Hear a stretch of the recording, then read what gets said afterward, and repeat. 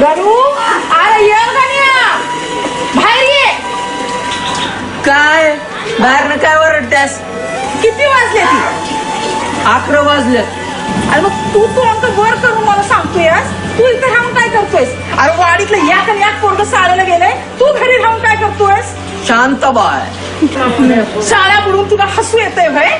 मला नाही जायचं शाळेत. अरे तू काय, तुझं बाळ जाईल शाळेला.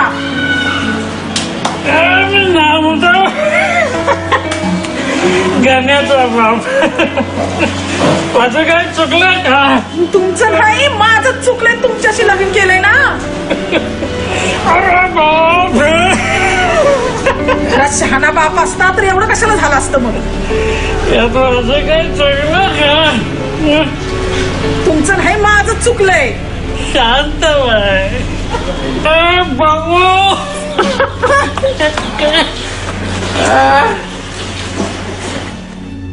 चल रे गण्या शाळेत. हे दप्तर आणि चल शाळेला. मला नाही शिकायची शाळा. का नाही शिकायची? घे ते दप्तर आणि चल शाळेला. अरे पण का नाही शाळेत जायचं त्यात तुला ते तरी सांग मला. कुणाचं भलं झालंय शाळा शिकून या वाडीवर? अरे असलं कुणाचा विचार घेऊन घरात आलायस? शाळा शिकून कुणाचं भलं झालंय म्हण. अरे तुझ्यासारखं विचार जर साना गुरुजींनी केला असता तर ते गुरुजी झालं असतं का रे? झालं असतं का? अरे तुझ्यासारखा असा विचार केला असता तर डॉक्टर बाबासाहेब आंबेडकर कायदेतज्ञ पण डॉक्टर अब्दुल कलाम शास्त्रज्ञ झाले असते का? अरे बोल की झाले असते का? ते काय बी असं नका, मला नाही जायचं शाळेत. अरे का नाही जायचं? अरे तुझा बाप हा असा बेवडा, लोकांच्या घरची धुणी भांडी करून काबार कष्ट करून माझा हात बघ कसं झालं. आणि तुला शाळेला जायचं नाही बाय. ते काही नाही, तुला शाळेला नेणार मी. कसं शाळेला जात नाही ते आज बघते मी. चल तू शाळेला चल. मला चल तू. शिकायचं.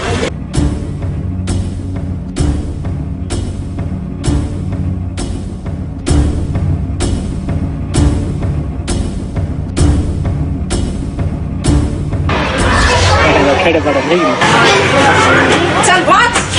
परंतु इतर काही देत नाही, तो प्रयत्न शेष देतो. पूर्ण नम्रता व वागले असल्याशिवाय सत्य सापडत नाही. वाच ज्ञानाशिवाय मनुष्य आंधळा आहे. वाच हे. जीवनाचं रान केल्याशिवाय विद्येचे उद्यान फुलत नाही. वाच हे. जो शिकेल तोच टिकेल.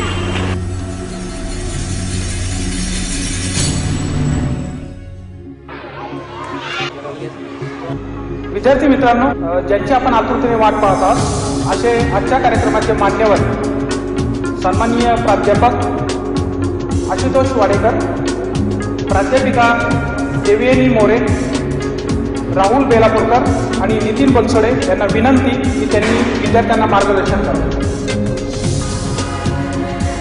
नमस्कार विद्यार्थी मित्रांनो, कॉम्प्युटरच्या युगामध्ये मुलांनी कसं शिकलं पाहिजे, स्वतःला इतर गोष्टींपासून कसं सावरलं पाहिजे. मुलांना मला सांगा, आपण नेहमीप्रमाणे शाळेमध्ये येतो आणि घंटा झाली, शाळा सुटली की आपण तडक आपलं घर गाठतो.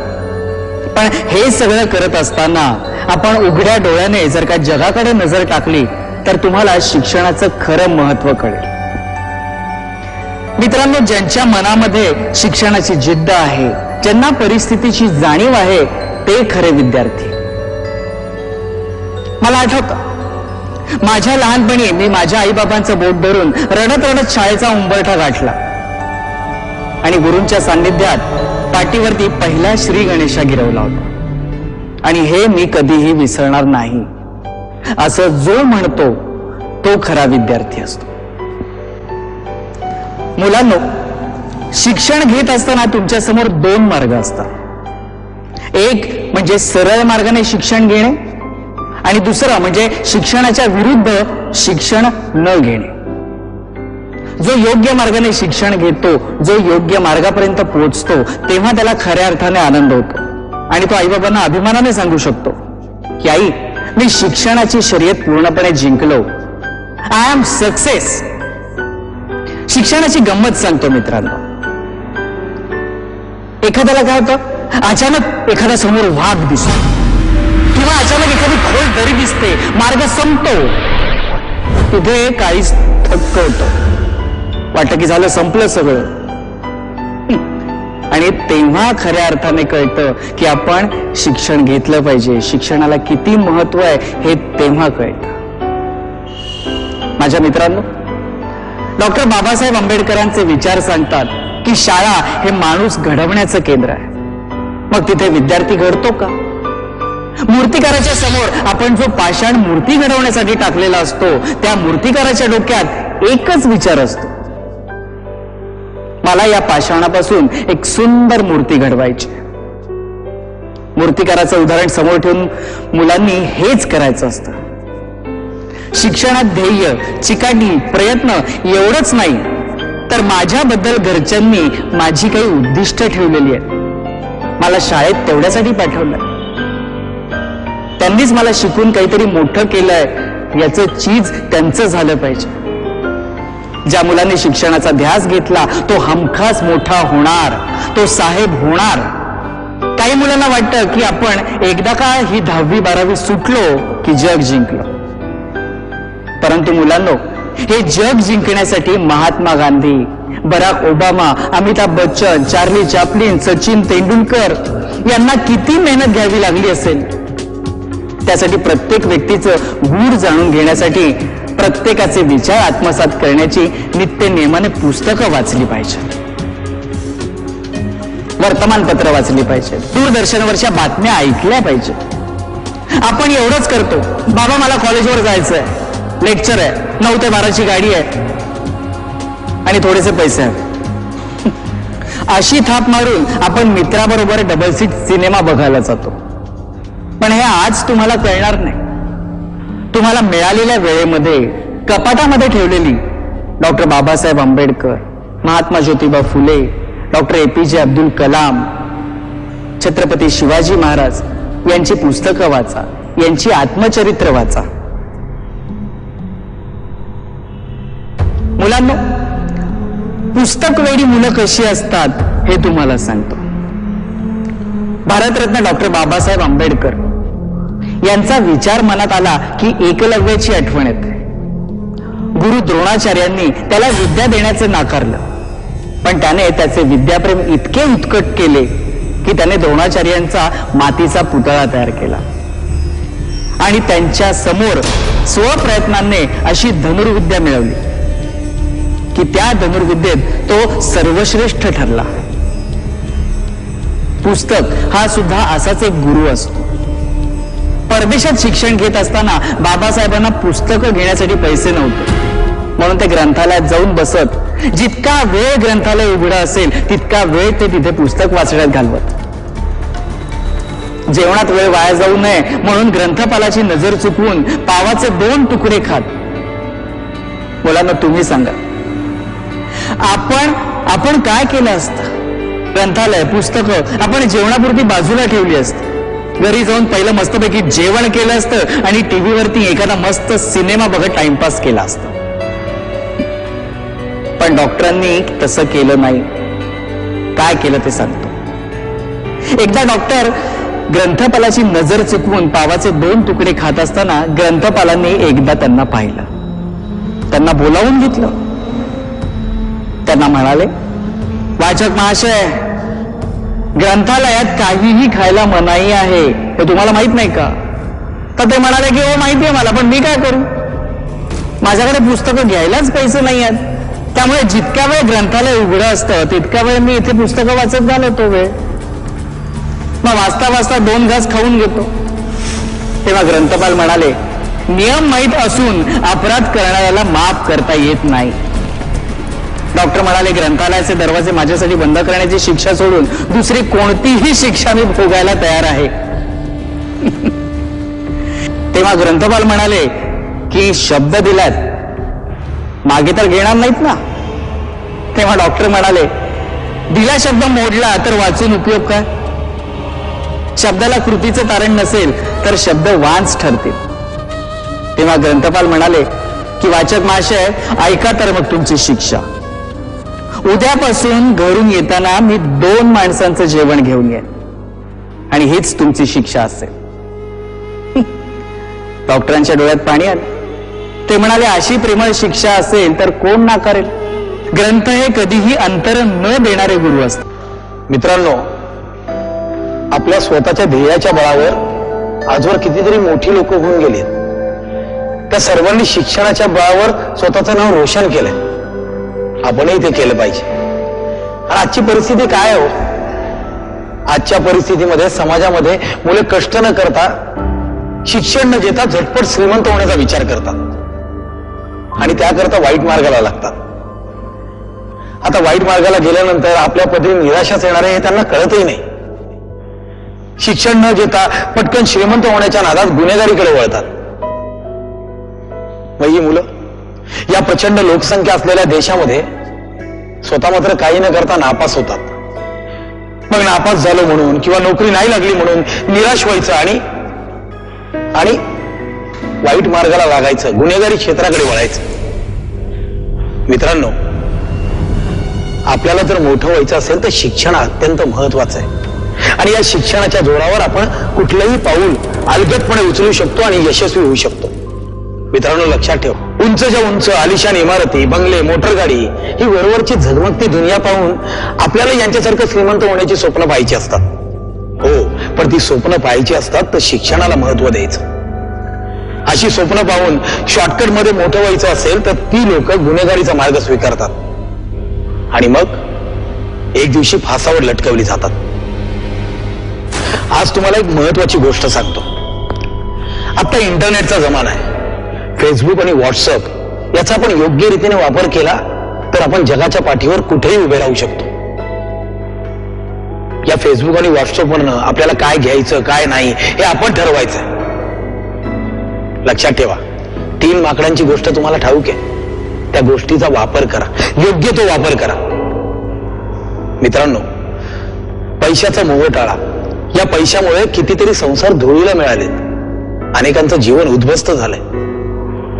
आता मागेच एकदा दिघीमध्ये घडलेली घटना सांगतो. न्यूजपेपरमध्ये वाचलंच असेल तुम्ही की मित्राने मित्राला पैशासाठी किडनॅप केलं आणि पैसे न मिळाल्यामुळे त्याच्या गळ्याला फास लटकवला. असा आजवर घडत आलाय.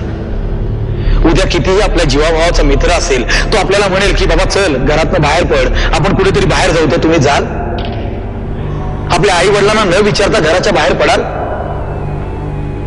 एक लक्षात ठेवा मित्रांनो, एकमेकांवरचा विश्वास संपादन करायला बराच वेळ लागतो आणि तो घालवायला एक क्षणही पुरेसा. मित्रांनो, जेवढे पैसे आपल्या खिशात आहेत तेवढ्यात आनंद बाळगा आणि तो आनंद तुमच्या आयुष्यात कायम टिकणारा असेल. शिक्षण घेताना फिनिक्स पक्ष सदैव तुमच्या डोळ्यासमोर असू द्या. प्रेरणादायी, प्रयत्नशील पक्षी येतो. नीट बघा आणि पहा त्याच्याकडे, तुमच्याही लक्षात येईल.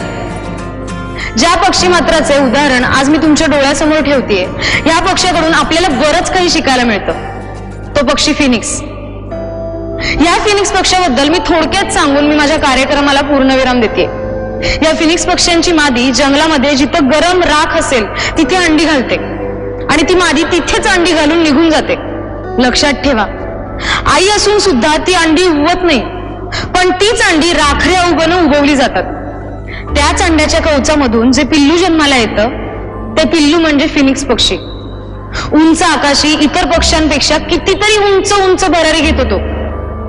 तो पक्षी असेल फिनिक्स.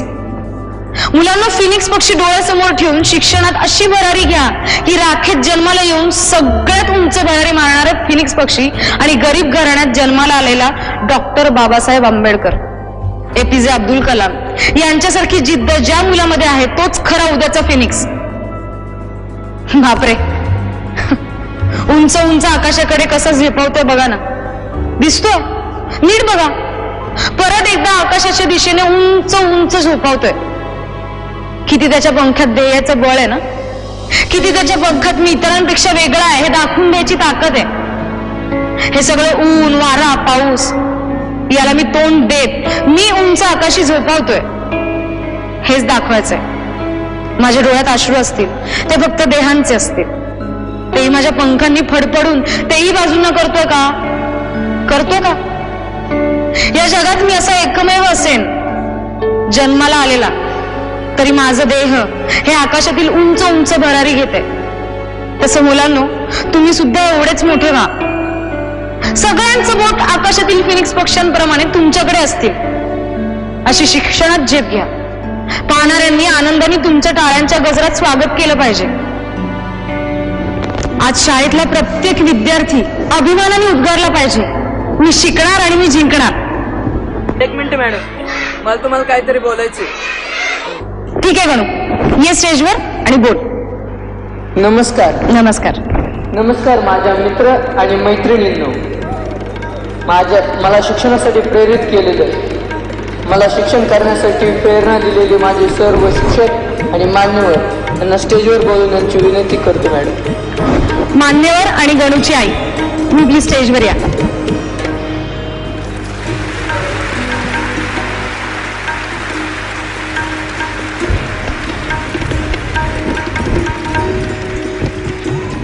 आज किती बरं वाटते.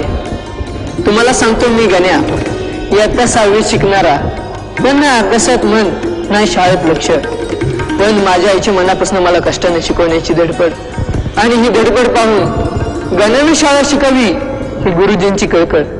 पण मनाला कधी वाटलं नाही की मी शाळा शिकावी. मी शाळेत जात नाही, मला शाळेत शिक्षणाचा रस तयार व्हावा या भावनेने दुसऱ्याच्या धुणं भांड्याचं काम करून हाताला फुगून फाटलेली फोडे दाखवत पाण्याने डबडबलेली डोळे पुसत गण्या शिकर पोरा माझ्या तळ हाताकडे आणि तुझ्याकडे पाहिलं की जीव तेळ तेळ तुटतो या असं म्हणत आई मला मार मार मारायची. त्यावेळेस मला तिच्या मारण्याचा रागही यायचा.